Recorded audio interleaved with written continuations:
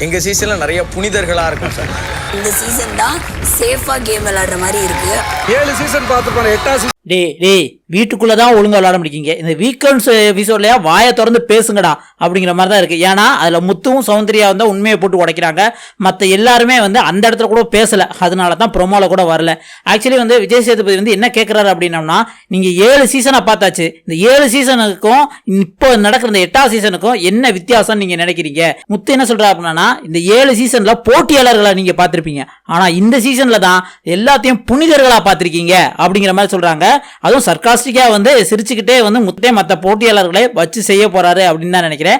அதே மாதிரி வந்து சௌந்தர்யா டைரக்டாவே சொல்லிட்டாங்க அவங்க பாணிலேயே. நேற்று கூட எல்லாரும் என்ன சொன்னாங்க அப்படின்னா, ஃப்ரைடேனாலே ஆக்ட் பண்ணிட்டாங்க, கண்டென்ட் பேசுறதுக்காக வந்து சௌந்தர்யா வந்து நேற்று வந்து பாய்ஸெல்லாம் வந்து நிக்க வச்சு இவங்க கால் மேல கால் போட்டு உட்காந்து வச்சு கொஸ்டின் கேட்டாங்க அப்படின்னு சொன்னாங்க. ஆனா உண்மையிலே இன்னைக்கு விஜய் சேதுபதி கிட்டேயே என்ன சொல்றாங்க அப்படின்னு பாத்தீங்கன்னா, மற்ற சீசன்லாம் பயங்கரமா விளையாடுறாங்க, ஆனா இந்த சீசன் மட்டும்தான் இப்ப 50வது நாள் ஆயிடுச்சு, இன்னும் சேஃப் கேம் தான் விளையாண்டுட்டு இருக்காங்க, ரொம்ப சேஃபா விளையாடுறாங்க சார் அப்படிங்கிற மாதிரி வந்து சொல்றாங்க. இதை பார்த்து விஜய் சேதுபதி மட்டும் இல்லாம உள்ளுக்கு உட்கார்ந்துட்டு அந்த பொதுமக்களும் பயங்கரமா கைத்தட்டி தன்னோட ஆதங்கத்தை காட்டுற மாதிரி தான் வந்து நடந்துக்கிட்டாங்க.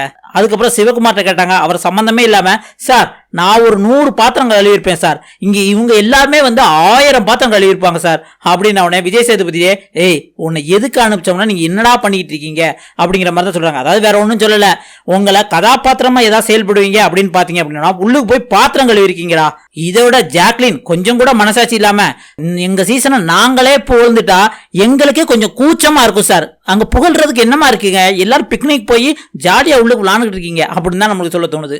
பார்த்துட்டு விஜய் சேதுபதி, நாங்க 7 சீசன் பார்த்துட்டோம், அதெல்லாம் செமையா இருந்தது, ஆனா இந்த 8ஆம் சீசன் இருக்கே அப்படின்ட்டு செம கடுப்புல வந்து கையை தட்டி தன்னோட ஆதங்கத்தை வந்து விஜய் சேதுபதி காமிக்கிறாரு அப்படிங்கிற மாதிரி தான் இருக்கு. ஏன்னா உள்ளுக்கு இன்னைக்கு வர வந்து எல்லாரும் குடும்பம் குட்டியுமா தான் வாழ்ந்துட்டு இருக்காங்க, எல்லாரும் அக்கா தம்பி அண்ணன் அப்படின்னு தான் வாழ்ந்துட்டு இருக்காங்க. எவனும் வந்து போட்டியாளரை பார்த்து இந்த கேமை விளாண்ட மாதிரி எனக்கு தெரியலங்க. ஆக மொத்தம் இன்னைக்கு விஜய் சேதுபதி சிறப்பான சம்பவம் உள்ளுக்கு பண்ணுவார்னு எல்லாருமே எதிர்பார்க்கப்படுது.